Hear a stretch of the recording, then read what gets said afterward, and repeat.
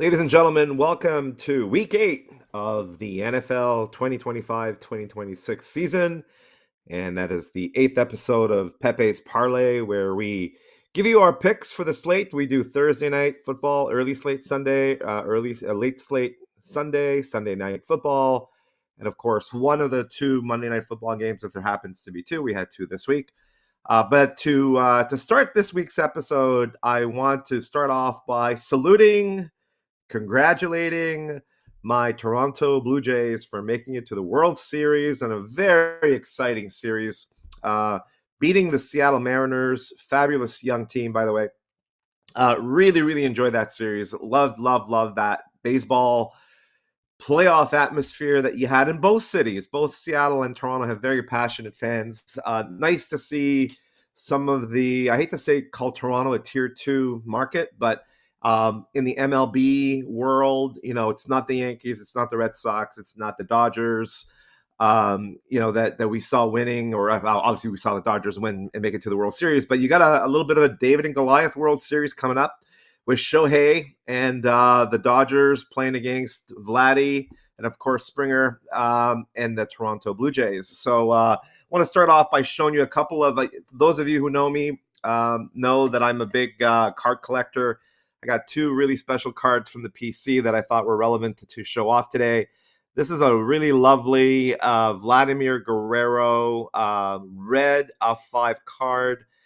His All-Star card from 2024 Bowman, Topps Chrome update. And those of you who are in the hobby and collect cards, you're very familiar with Topps Cosmic. This is an orange parallel to 25 of George Springer, and that came back with a PSA 10. Now, 2 cards that I keep in my personal collection, and I thought I'd pull them out and show you my cards because that's what we do. So without further ado, wishing the Toronto Blue Jays and all of Canada a great series. Got to start off by telling you one of my favorite jokes that I heard when the Dodgers clinched their spot in the World Series. I forget who it was, but it was a comedian who said, 9 months from now, the hospitals are going to try to figure out why there's all these little babies going around LA called Shohei Rodriguez. So I thought that was kind of funny. Shohei basically had maybe the best game in the history of MLB.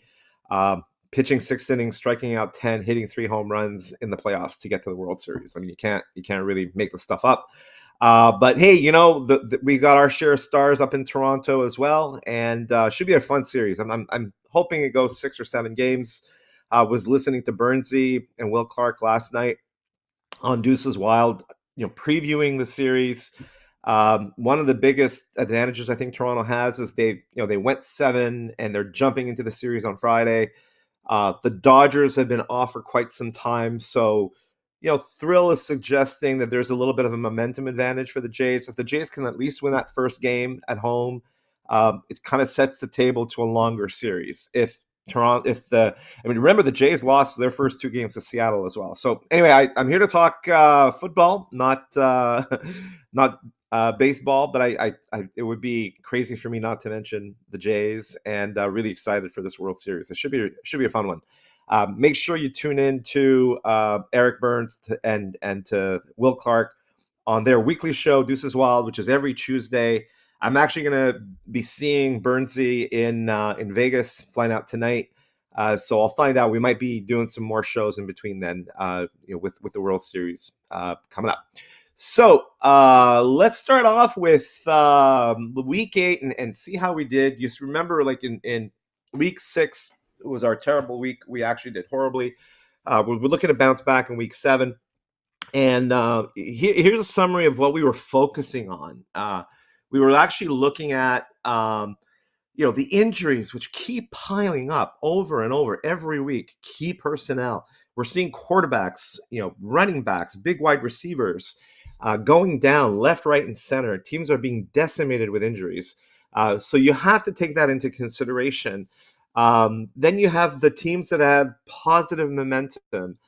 So we were looking at the Colts and the Giants specifically last week. And then finally, the bye weeks now are starting to kick in. So as you have a big list of injuries to pile up, that extra week makes a huge difference. I mean, I got to be honest with you. Like, if you're playing a Monday night football game and then you're playing on Sunday, having one less day to heal and to practice makes a difference.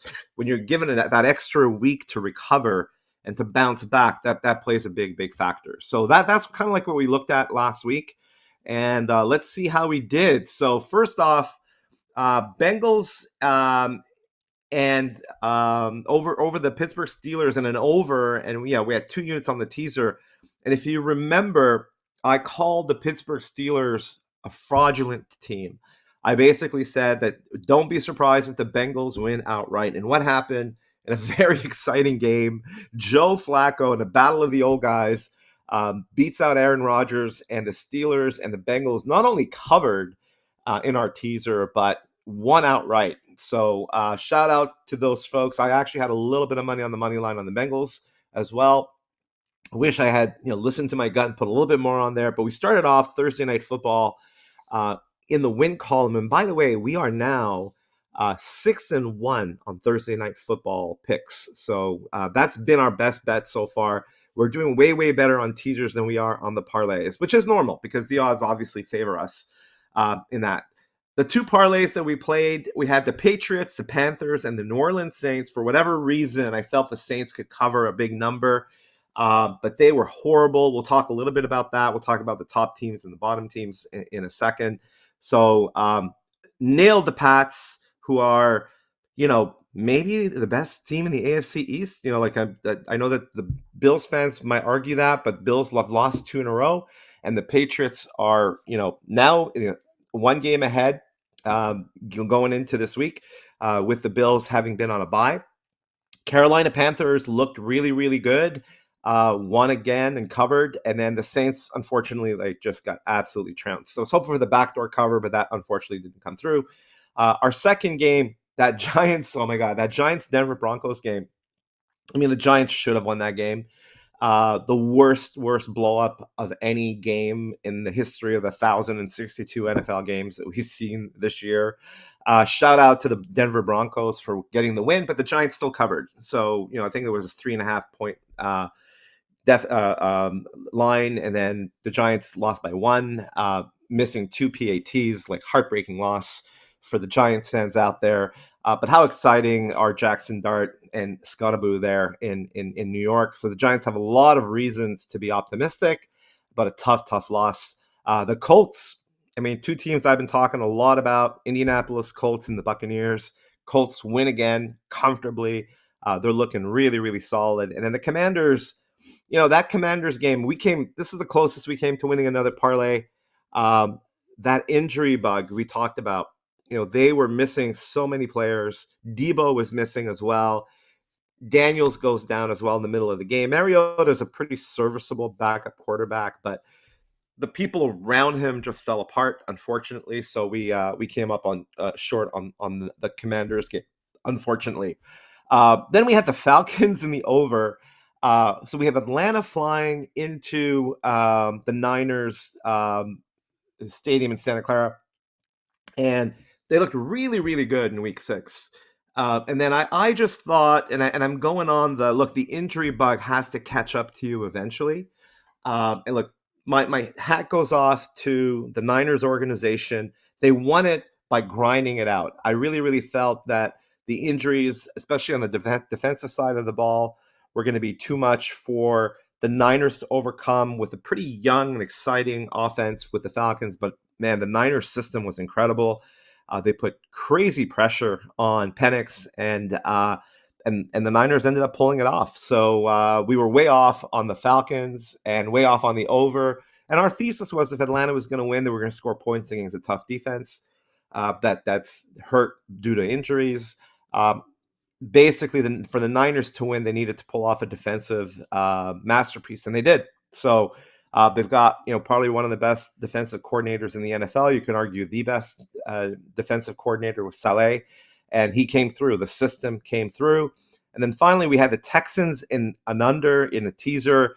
Texans lost, but did cover, and so the points worked to our advantage, and we ended up even for the week. So we won 2 units on the Bengals and the Texans, and we lost the two parlays and the the Sunday night football teaser ending up even for a week, which honestly, I really like where we were. I was way off on the Falcons game, but really close on the two parlays. Like if we win one teaser and one parlay, as you guys know, we're in the money. We're doing well. So not completely upset about how we ended up. But let's talk about week 8. We keep firing. We go into the situation now to say like who's rising and who's falling, and this has been like a revolving door, if you will. If you take a look at our top 5, our bottom 5 have pretty well been consistent. There's 6 or 7 teams that make up our bottom 5. That hasn't moved too much. Our top 5, though, keeps changing week to week. I'm using NFL.com's ratings right now because I was in complete disagreement with the USA Today rankings. They have a couple of teams moving up in a major way into the top 5. Of course, I'm talking about the Colts and Kansas City, which I agree with. They put the Lions at number 1. Hard to argue with that. They find ways to win. The most aggressive offensive team in the NFL consistently go for it on fourth down at midfield, regardless of the narrative of where they're at in the game. Very, very aggressive, incredible offense. Like, they're right up there with the Dallas Cowboys as far as offensive weapons go. But a better defense, I guess, than the Cowboys. So they jumped to number 1. Yeah, I can take that. I can take it or leave it. I mean, I would make the argument that the Colts are number 1 right now. Colts jumped from number 8 to number 2 though, which is tied for number 1 in as far as jumps go with Kansas City Chiefs, who jumped from 9 to 3. So you could take those top 3 and interchange them, and you can make an argument for or against. The Colts have a better record than KC. KC though is healthy again. Rashee Rice comes back after his suspensions and scores 3 touchdowns. Kansas City absolutely dismantled the Raiders. It wasn't even close. This game was over, in the first quarter. It was so one-sided.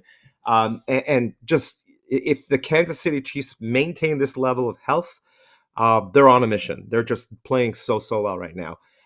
Seattle moves up from 4th to 3rd. Sneaky Seattle. Keep an eye on them. Really impressed with them, actually. Great defensive team on Monday Night Football. And then the Packers are hanging out at number 5. Yeah, I don't disagree with that. I think that's about right. I think their strength of schedule hasn't been what it is compared to some other folks.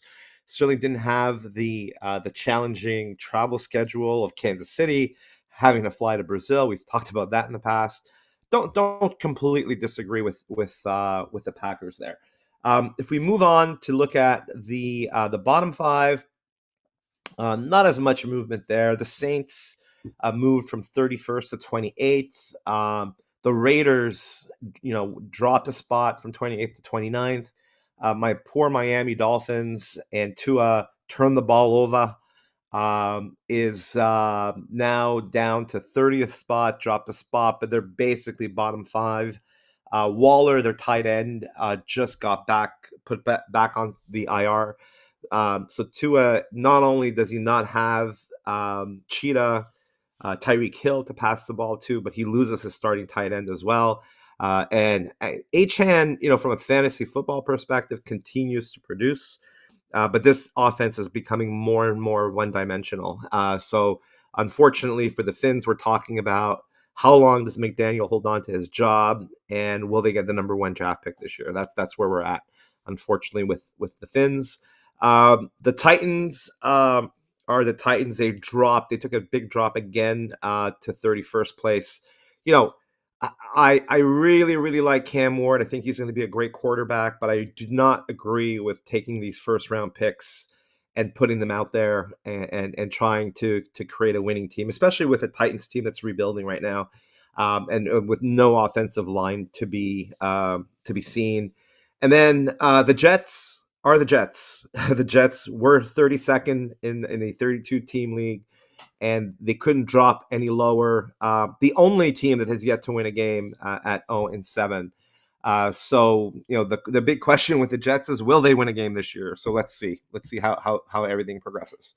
So let's jump to Thursday Night Football. First game on the slate tomorrow. We have the Vikings against traveling to LA against the Chargers. The Chargers are 3.5-point favorites in this one. The OU is at 44.5, which is a pretty standard OU NFL line. We're 6-1. As I mentioned on Thursday Night Football, we've done really, really well. Thursday night games this year have been entertaining. We've seen points. We've seen good teams. The NFL schedule is looks like they shifted the terrible games to overseas, to Germany and to England and to Brazil. And Thursday Night Football and Amazon Prime specifically is getting much, much better games. So I think Bezos probably lodged a complaint. But we've got the Vikings here. We're going to tease them to 9.5, which I think is crazy. And we're going to go over 38.5. To me, it's a no-brainer line. We're going to see a ton of points in this game. The Chargers defense continues to be really, really hurt. And then offensive line, no Joe Alt. Big hole there. That secondary is beaten up. And I'm liking to, I'm starting to see Justin Jefferson playing bigger games. Like, they're giving him the ball. They're making the playmakers, get the ball. And the Vikings are so well coached at the end of the day. I think 9.5 is too much to give them. And so when you add that to the 3.5 that they're laying, 9.5 over is our play for Thursday Night Football for 2 units to start off. We're going to go next to our ChatGPT Grok AI predictor. LA Chargers 27, Minnesota 23 gives us our Vikings over win. Grok is at 24-20. That also gives us, because we're teasing the over down to 38.5, it also gives us our winner. They both have the Chargers winning, by the way. And then Joe GPT or Peppe GPT has the Vikings winning outright. I like a higher scoring game personally, 31-24. By the way, last week I called the Bengals to win, so I beat the GPTs as well. Not that matters because they're not giving me any money, but my models are a little bit ahead of that one. I've been agreeing with most of the GPT predictions, and the logic behind them. They're pretty good. But then you get that X factor that comes into play, like what I predicted Flacco, being able to connect with his offensive weapons against what I thought was an overhyped Steelers team.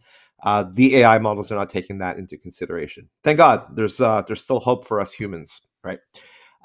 So let's move on to our Sunday early picks.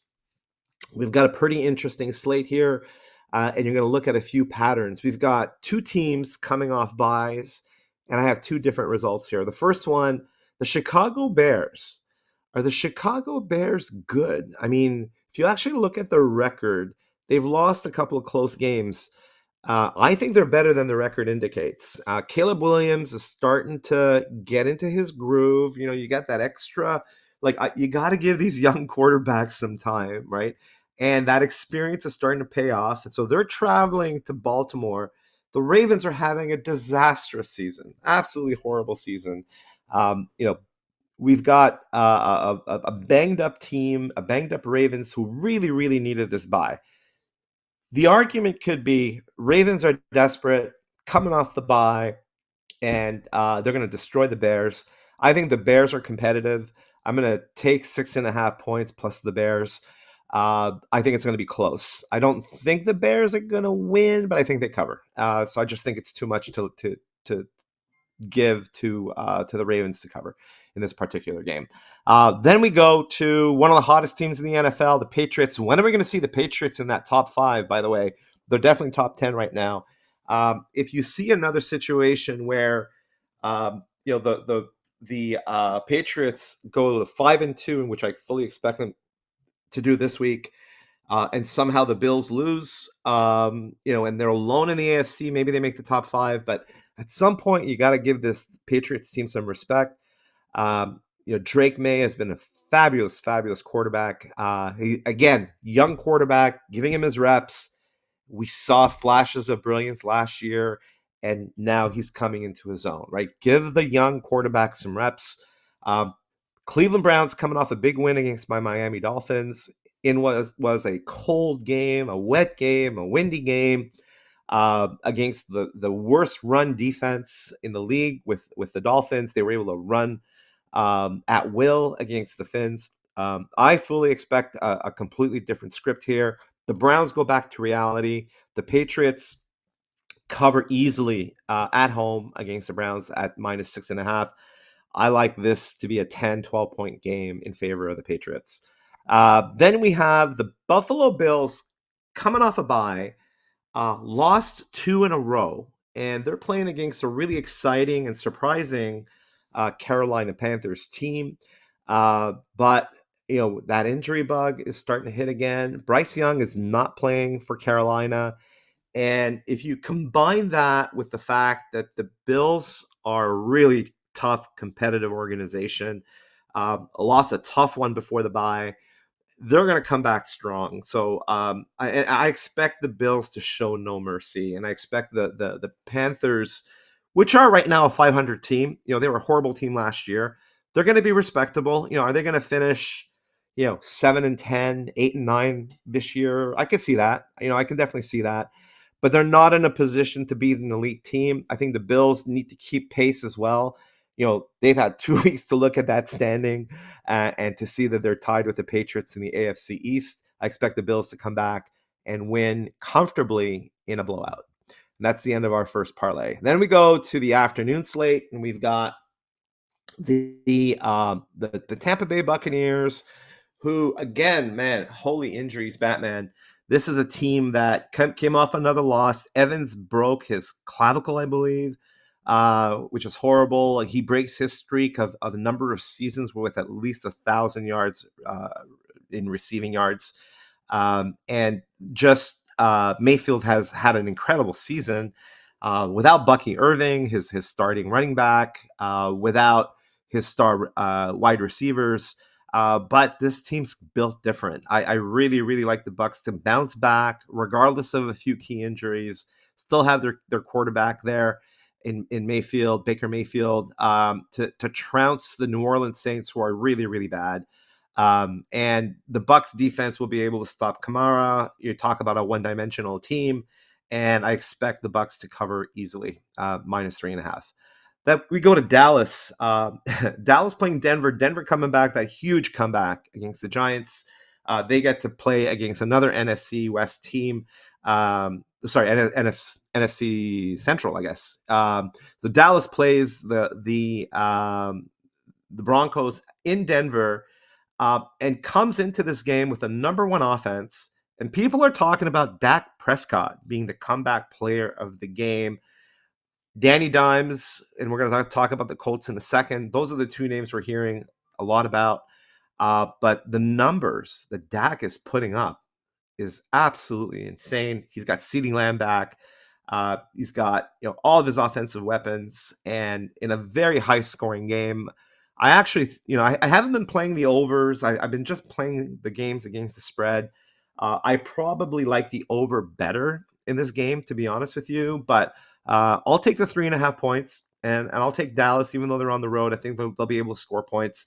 We saw what the Giants were able to do against the Broncos. If the Giants could put 32 points up against the Broncos, I think that the Cowboys can put 45 points up against these guys. So I don't see them adjusting quickly enough for that offense. Different type of offense, albeit, Dak is not a scrambling quarterback. He's a pocket quarterback, but he has just too many weapons. And then finally, this is like our college football line, right? This is our, Colts -14.5 against the Tennessee Titans. And then you basically have two very different teams facing each other here. The Colts are on the rise, made the top 5, put them 1, 2, or 3 in the NFL. So they're at 6-1 right now. Danny Dimes is killing it. Taylor is absolutely running away with the running back of the year award. He would be in the MVP conversation if the MVP gave MVPs to people that weren't just, quarterbacks, and just love this Colts team head to toe. Been talking about them week after week after week. And yes, I'm going to say that the Colts, even though I don't love giving more than 2 touchdowns in any NFL match, give me the Colts by a billion. Absolutely. Like, Colts are going to absolutely destroy Tennessee. This is one of these games where Danny Dimes and a lot of the starters will probably rest in the fourth quarter. A little bit worried about the backdoor cover, but I think they're going to basically be up by a ton that it really won't matter. So that's our afternoon slate: the Bucks, the Cowboys, and the Colts. Let's move on now to Sunday Night Football. We've got a Green Bay Packer team visiting the Steelers. You know, two classic organizations going toe to toe. I expect this to be a grind of a match, but I think the Green Bay will pull out later in the game. So, Aaron Rodgers playing against his former team, that's the script. Love playing against the guy he mentored under. Jordan Love, of course, I'm talking about, but that the Packers are healthier coming off the bye a couple of weeks ago, getting their momentum back. I expect them to be, in fine form, very ready for this match. I love Green Bay to win. So, like, what we're basically going to do is we're going to, right now, Green Bay is 3.5-point favorites on the road. We tease them to 2.5 plus 2.5.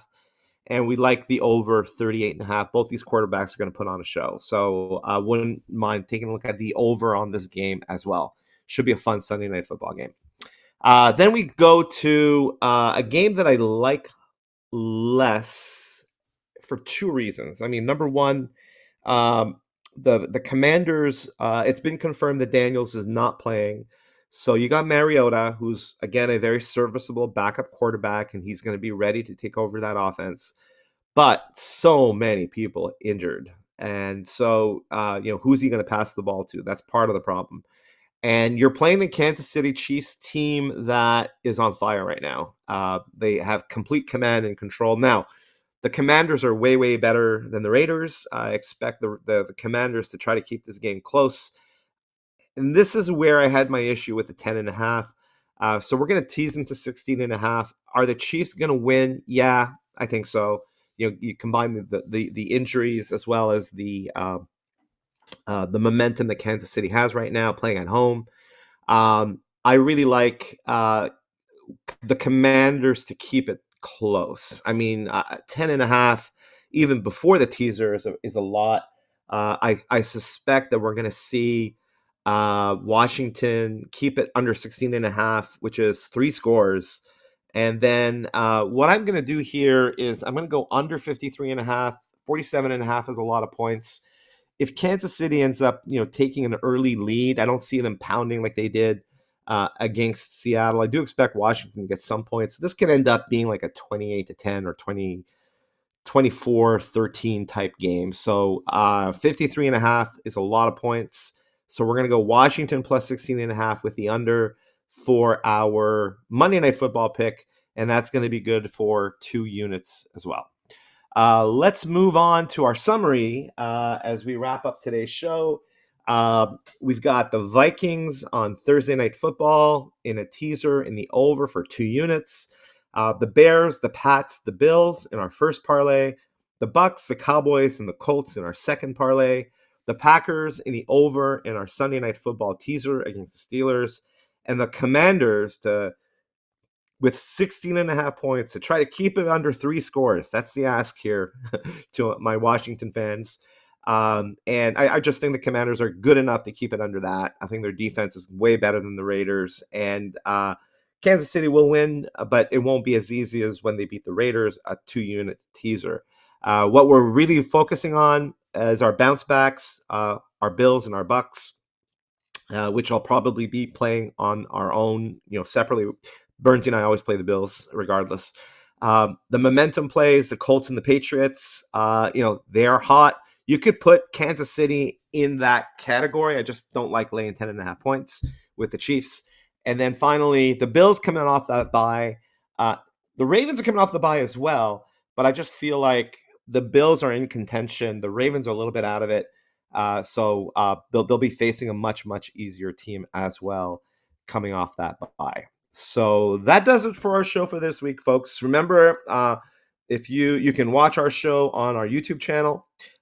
We're also now linking our shows through our friends at Believe to Spotify, Apple, and wherever you listen to your favorite podcasts. So Pepe's Parlay is now available in podcast format as well. Thank you very much for joining us. I'm going to be in Vegas with Bernsey. We'll try to send a little social media shot of us. Probably go to Circa and check out Thursday Night Football. And then, of course, check out Game 1, Toronto Blue Jays against the Dodgers in the World Series, which should be a fun one. Thanks again. Have a wonderful week. We'll catch you next week here on Pepe's Parlay, exclusively on No Filter Network.